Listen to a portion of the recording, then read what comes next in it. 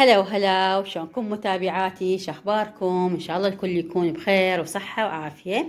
انا هسه راجعة من الدوام، فاليوم راح يبدأ روتيننا من بعد الدوام ان شاء الله، حتى نكمل روتيننا سويا. نبدأ بالصلاة على محمد وآل محمد. اللهم صل على محمد وآل محمد.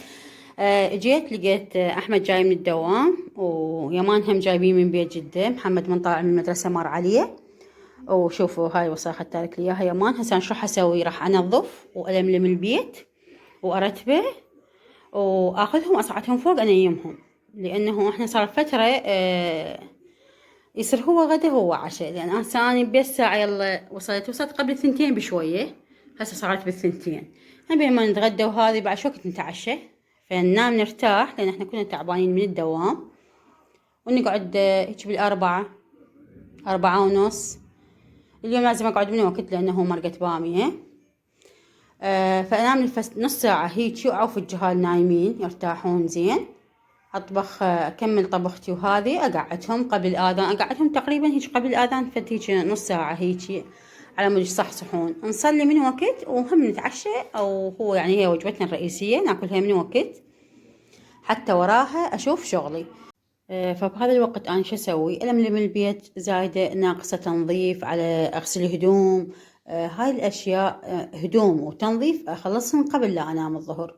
يعني أول ما أرجع من الدوام أخلصهن، والجهال أوكلهم شي خفيف إذا جوعانين، ويساعدوني ينامون. ولا المغرب من أكمل الغداء أو الوجبة الرئيسية مالتنا اللي هي غدا هي عشاء. يعني هم اشوف شنو شغلات ادي تصحيح، ادي درجات. اسوي لهم فد شي مثل اكل الثاني يوم، مثلا على مود اللانج بوكس مالتهم. احضر وجبة تفريزات، خياطة. هاي كلها تصير ورا اذان المغرب. ابقوا وياي وشوفوا تفاصيل الفيديو. وهنا بعد ما كملنا اللي هو غدا هو عشاء بعد صلاة المغرب مباشرة، يعني بعد صلاة المغرب مباشرة، يعني شلون حالة حال الفطور. كملت غسلت المواعين. هسه اروح اخيط لي شويه، لان اني هسه مطلع لحم على مود يموع، لحم مثروم. حتى شوف شنو راح نسوي. ابقوا وياي. هنا عندي هاي الدشداش اللي اخيط بيها، هاي مرت اخويا، وهاي اكو بنوته واقفه على راسي. تعرف هاي دشداشتمها وتريدني اكملها بساعه، بس هي تريد تسلم عليكم. عندها حكي ويا المتابعين. يلا شو تقولي للمتابعين؟ خلوا لايك العمة. تقول لكم، قول لهم هلا وشلونكم. هلا كيفكم؟ مو كونكم، شلونكم. زين، المتابعين يريدون يعرفون شنو اسمك. شو اسمك؟ ناتي. اسمك نادين؟ تحبين هذا الاسم؟ زين، تريدين اسميش نادين لو شنو اسميك؟ ناتي. بس نادين؟ والاسم الثاني؟ آتي. هايدي؟ هسه شنو انا صح، نادين لو هايدي؟ آتي. هايدي؟ تمام. هنا راح اعجن عجينة حتى اسوي فطائر وشوي لحم بعجين. يعني قلت احضر شوية اخلي بالثلاجة، لان هذيك الوجبة خلصت. فهنا مخلية 6 قلاصات طحين او 6 كواب، يعني الكوب القياسي، او قلاص هذا العادي مال المي. راح اخلي عليه 3 اكواب، العفو 3 خواشيك كبار. خلي قيس بيش الخاشوقة احسن. 3 خواشيك كبار مال اكل حليب. خلي شوية مال أول وحدة. شنو أضيف عليها بعد؟ 3 خواشيك شكر. 1 2 3. اليوم قلت هاي أسوي لكم إياها من الألف إلى الياء على قولتهم، حتى تشوفون وياي النتيجة. هنا أخلي خاشوقة كاملة مال خمرة، خمرة فورية. زين، شنو بعد أخليه؟ حتى أنا أريدها تنفش شوية زيادة، أخليه بيكنج باودر. تقدرون تستغنون عن هذا الظرف مال البيكنج باودر، واذا تريدون يعني على مود تنفش ازيد تخلوه. انا راح اخلي ظرف مال بيكنج باودر. تمام. تقدرون تأجنوها ببيض وتقدرون تستغنون عن البيض، بالحالتين عادي تمام ماكو مشكلة. زين، تحتاج شنو؟ تحتاج 3 كوب من الزيت او نص عادي. فراح اخلي انا شوية زيت الزيتون وشوية من الزيت العادي، هذا الزيت مالت الزيت النباتي. تمام. زين، نرجعهم لمكاناتهم. وشوية رشة ملح، هاي لازم رشة الملح. تقدرون تعجنوها بديكم وتقدرون تعجنوها بالعجانة عادي، بالايدين بالعجانة ماكو مشكلة. بسم الله الرحمن الرحيم. انا راح اعجنها هالمرة بايدي حتى اشوفكم شلون اعجنها. كلش عجينتها سهلة حيل وابد ما تتعب نهائيا. انا الطحين طبعا ناخذته، حتى اذا اكو بيه فشي مثلا خالة، العفو هو ما بينخالة الصفر، بس اذا بي مثلا واقع عليه تمن فشي منه بالغذائية، لان انا صراحة هذا مشتريته وزن مو هاي الاكياس. فالاكياس مرات هم يصير قديم فتلقون بهاي الدودة مال المواد الغذائية اللي احنا بالعامية نسميها قملة الطحين. تمام.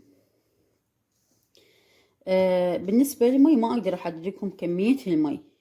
تقدرون بهاي الحالة تضيفون البيض وتعجنون، فد بيضة بيضتين تضيفون عليها مو اكثر، وتقدرون تستخدمونها بدون بيض. انا راح يعني استخدمها بدون بيض عادي. يعني المي اهم شي بالمي يكون دافي. بسم الله، مو تستخدمون مي بارد. تمام عيني. تعجنوها عجينة عادية. راح اسوي لهم فطائر هسه اني، وخليكم وياي حتى تشوفون الحشوة مالي يعني الفطائر شلون راح اسويها. تمام حبيباتي. هسه هاي بالنسبة للعجينة، هاي هي تعجنيها تكمليها عجين. انا محضرة كوبين مال مي صراحة، يعني هيك قدرتها كعينك ميزانك، يعني قدرتها كوبين، يجوز تاخذ اقل من كوبين احتمال، بس يعني بالنسبة للعجينة هاي هي تكملينها عجين بمي دافي ونغطيها. هسه راح اكمل وياكم عجين واقول لكم ايش قد اخذت مي. تمام. الكوب الثاني خلي اشوفكم اياه حتى تشوفوه وتشوفون اذا بقى منه. هذا الكوب الثاني. تمام. خل اخليه هنا حتى اذا بقى منه اي شيء هم اقول لكم راح اعجن وارجع وياكم اكمل. هنا كملت العجن، بس شوفوا العجينة شوية قوية نوعا ما لان هي راح تختمر هواية. تمام. تقدرون تخلوها بعد يعني الين من هذا هم عادي بكيفكم، يعني حسب شنو تريدون انتم تستخدمون. انا عندي هسه هاي هي تمام كلها زينة. فاللي زاد من المي هاي شوية يقدرون تكملون يعني بيها عجن، بس انا شفتها زينة وياي هاي هي بعد ما احتاجها لينة اكثر. هسه شو اسوي؟ اغطيها وندثرها بالوسط، غطيها كل زين، خليها تختمر على راحتها. تمام عيني.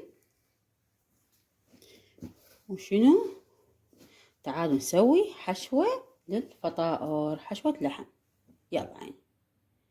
يلا عيني. هسه شنو؟ تعالوا نسوي حشوة. هسه شو محضرة؟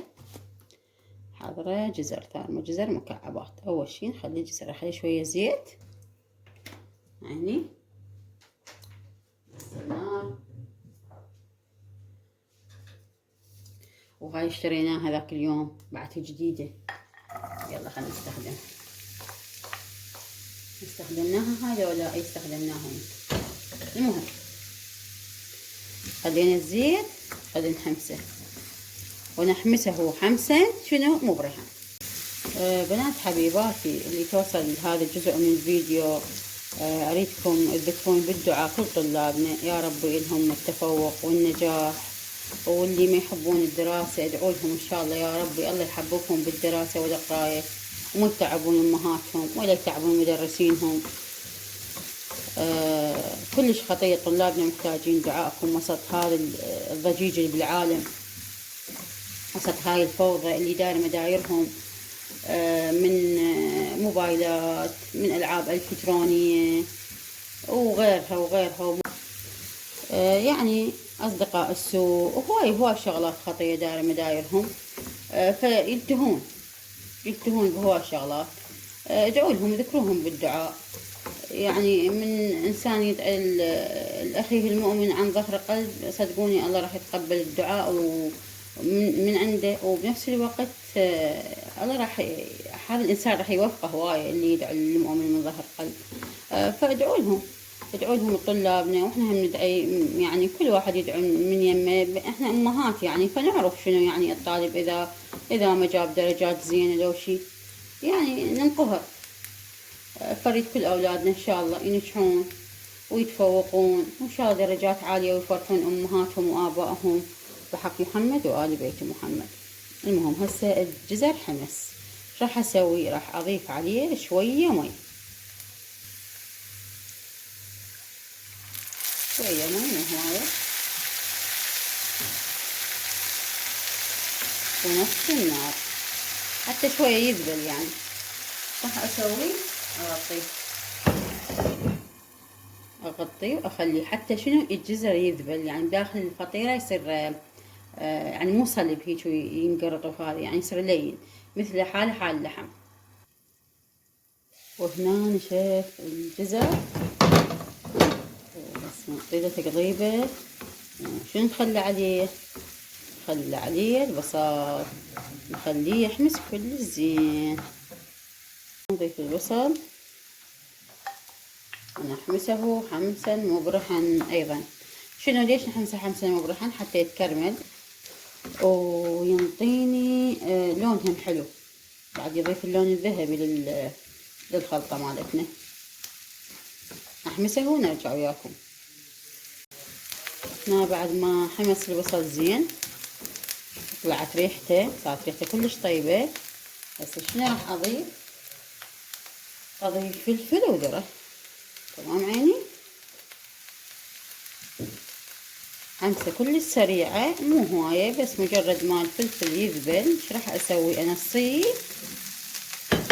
واغطيه بس على مود الفلفل شوية يذبل ويطلع ريحته. هسه اضيف اللحم. هنا تقريبا بقى دقيقة كاملة متغطي، كافي. هاي هي، انا ما اريده يعني يذبل هواي، لان بعد راح اخلي اللحم فياخذ وقت هواي على النار الفلفل. هاي هي كلش كافي. هسه هنا راح اضيف اللحم. هذا لحم مفروم شوية يعني كلش قليل.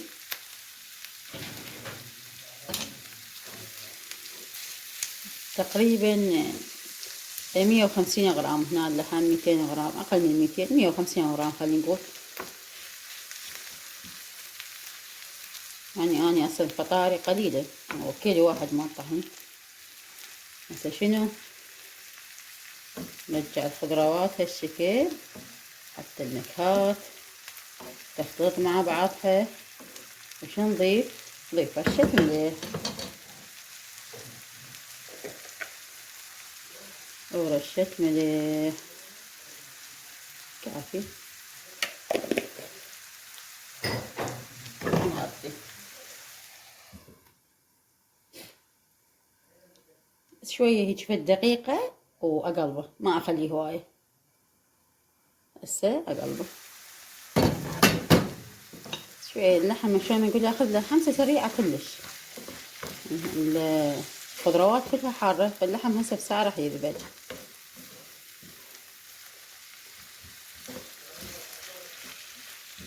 هون حمسون، وهم اللحم بنفس الوقت حتى زي هيجي شلون ما نقول يتفلفل، يصير شلون يعني كتل صغيرة.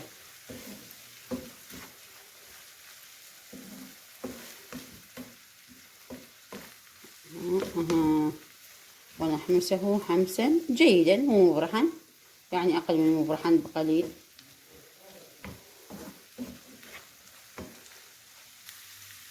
وهنا هاي هي جهز. هسه راح اطفيه وشنو احوله بطاسة على مود شوية يبرد حتى اضيف عليه جبن. وبعد ما كملت الحشوة، تعال خلينا نشوف. تقريبا العجين صار له حدود النص ساعة، يجوز اقل من نص ساعة يعني، بس على قد ما سويت الحشوة قدامكم. شوفوا شلون ارتفع، لانه المي دافي. شلون ما شاء الله محتمل. لا تشوفون منا، شوفون حجمه شلون تقريبا ضاعف. هسه شنو نروح على ذاك الميز حتى شنو نشتغل براحتنا. يلا تعالوا. اول شي اسويه خلي طحين هنا بالصينية حتى اسوي طوبات من العجين، او شنو شوية يعني نوعا ما كبيرة، يعني مو تشنق اللي نخبزها. يعني خلينا نقسمها 4 أقسام تكون عندنا متساوية. ونسويهن شكل كرات. ما ترتاح الكرة نشتغل على راحتنا. بسلمها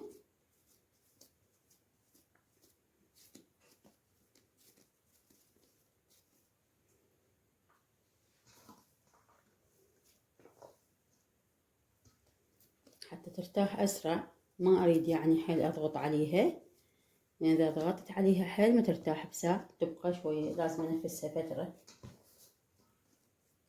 بس ألمها لم هالشكل.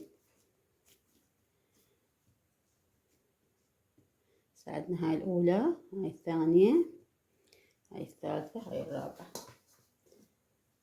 الرابعة صارت نوعا ما أكبر.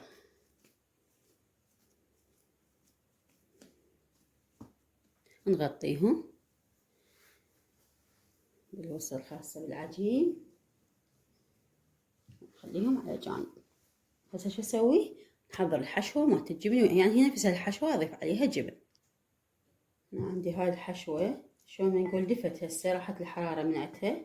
ننزل عليها كمية زينة من الجبن، الكمية اللي ترغبوها انتو تحبوها، يعني عادي ماكو مشكلة، يعني كثروا قللوا كيفكم، ما تخلون اصلا عادي.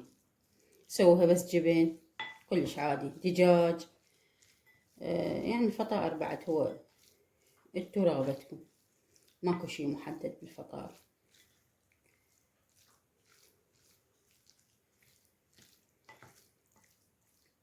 بما انه انا جماعتي يحبون الجبن، فشفت الجبن خليهن بيها، راح اكثر اضيف كل الكمية.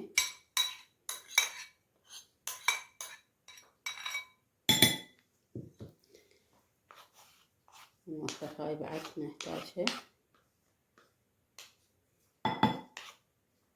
نبقى بس على الخاشوقة نكمل بيها خبور، وهي هم بنفس الوقت ندير بيها. ما تدخلون بيها في صوص مال جبن هيجي، لان هذا جامد صار له فترة عندي. حاولوا الفصوص يعني تذوبون.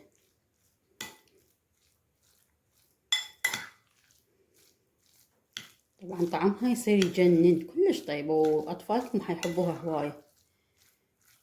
يلا تعالوا نشكل الفطائر ان شاء الله. هسه ناخذ اول كرة سويناها اللي هي هاي، نخلي جواها طحين شوية وفوقها طحين شوية، تلحق بهذا الشكل او بالشيء. نقول لها هيك شوية بعدها ما مرتاحة زين، فإذا ما مرتاحة زين راح تاخذ ويانا وقت. كل ما ترتاح العجينة أكثر كل ما تاخذ وقت أقل. وهذا الشيبق اللي اشتريناه أول بارحة،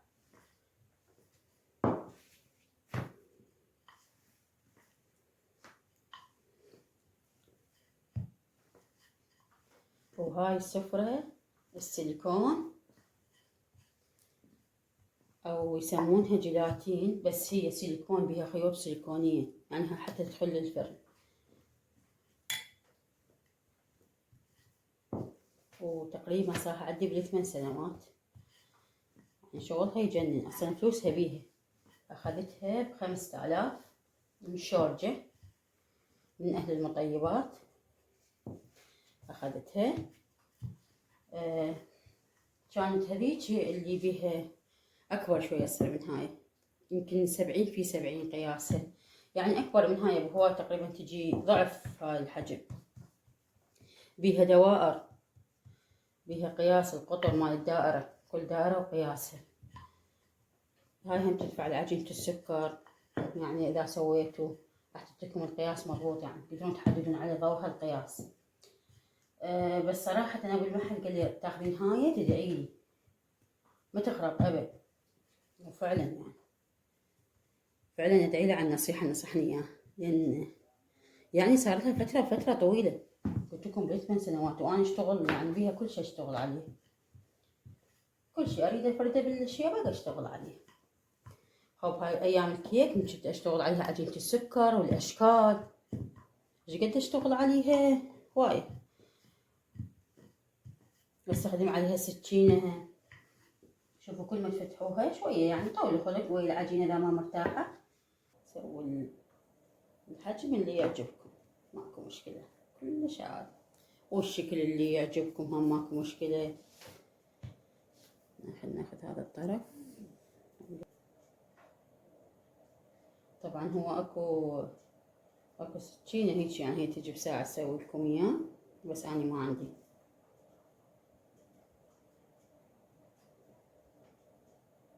الفطائر يحبوها جهالي، وحتى زوجي هم يحبها، كلش يحبوها يعني، حل يفضلوها على هواي معجنات. وهالسلف بعد ما كملناها كلهن نقفلها من الجوانب منا ومنا، يعني حاولوا تقفلوها، وبعدين هالشكل هم تقفلوها بهذا الشكل.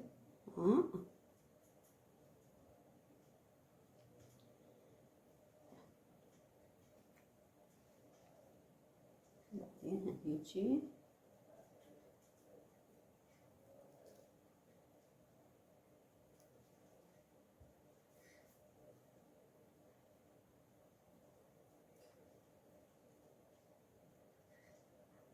إذا تريدوا تقفلوها بهذا الشكل تصير عندكم أحلى بعد، وما تنفتح عندكم أبد بالشوي.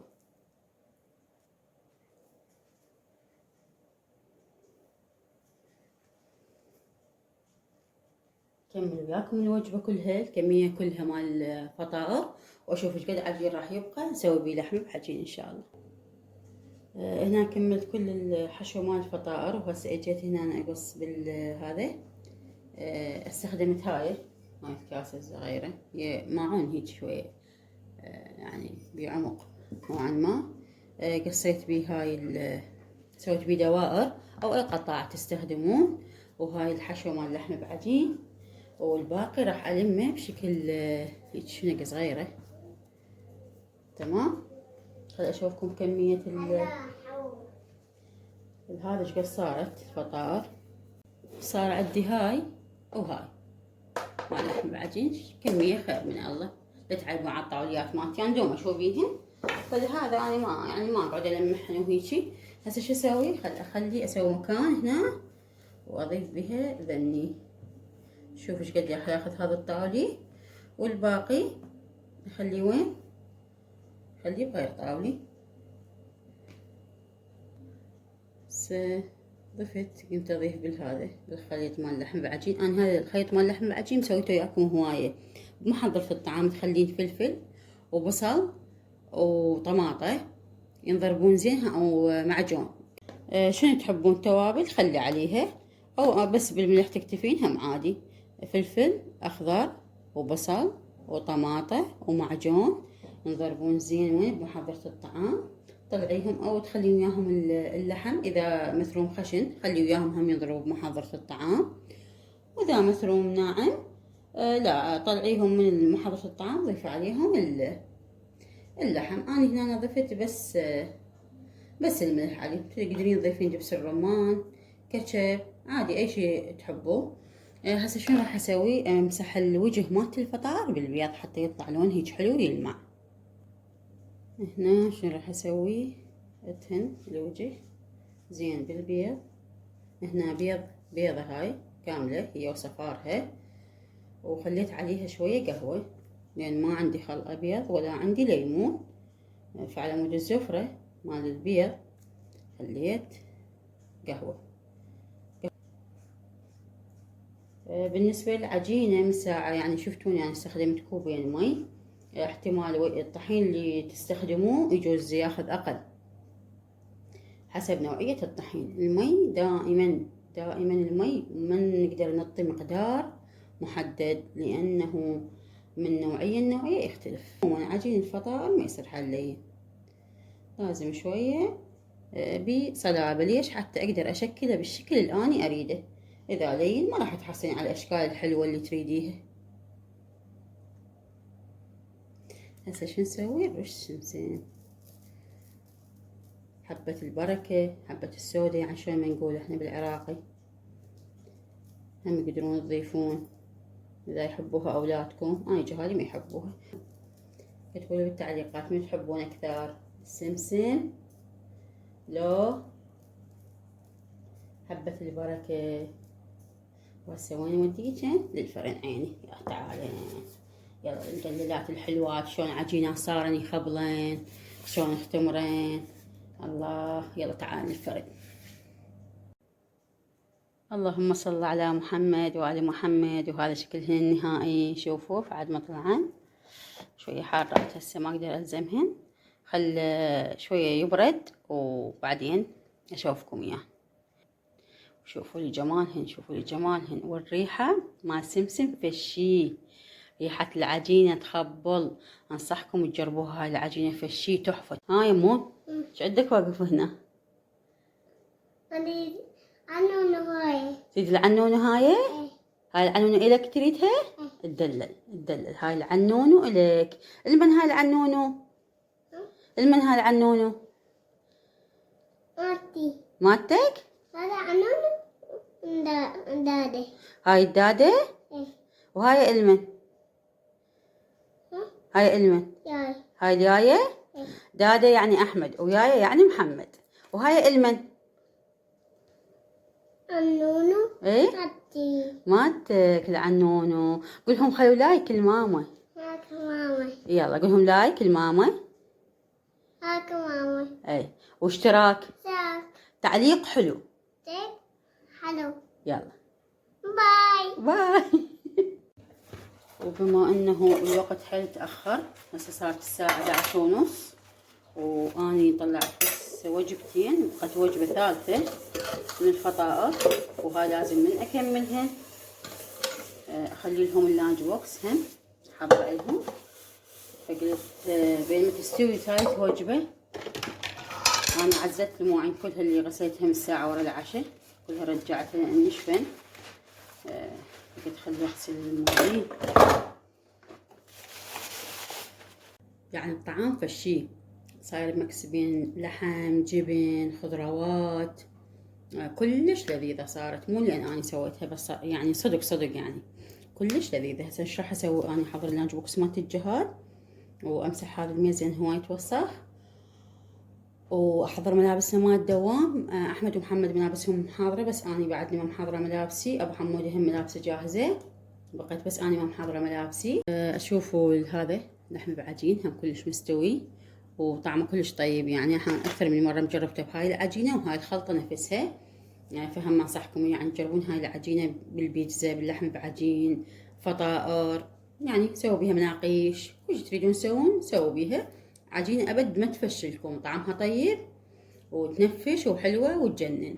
لهنا نوصل نهايه الفيديو، اقول لكم تصبحون على خير ودمتم في امان الله وحفظه، واشوفكم فيديوهات وروتينات حلوه جميله مثلكم وتحفيزيه حلوه. انا احفزكم بالروتينات وانتم تحفزوني بالتعليقات واللايكات الحلوه. باي باي.